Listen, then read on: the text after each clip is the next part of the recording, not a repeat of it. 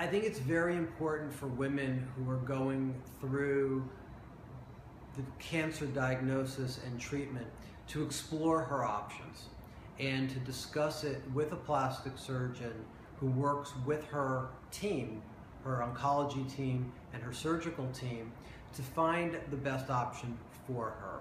So breast reconstruction is an integral part of the cancer process. And while our first and foremost goal is treating the cancer, we also want to treat the entire patient. And that includes breast reconstruction. For most women who are considered candidates for reconstruction, they are referred to a plastic surgeon to begin that process and that educational process before they ever have their mastectomy.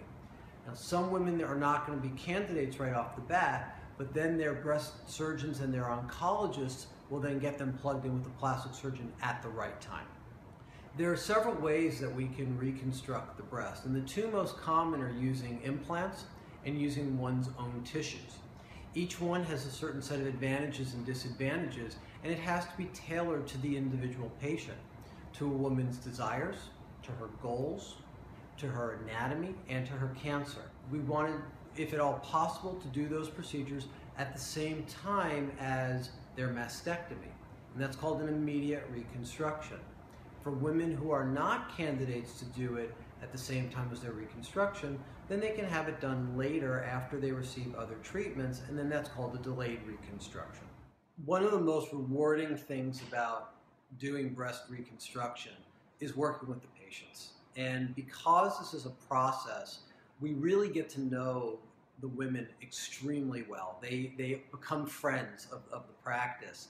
And it's really wonderful to watch them go through the process. The number of patients who are in my mind is just too hard to even start to tell about.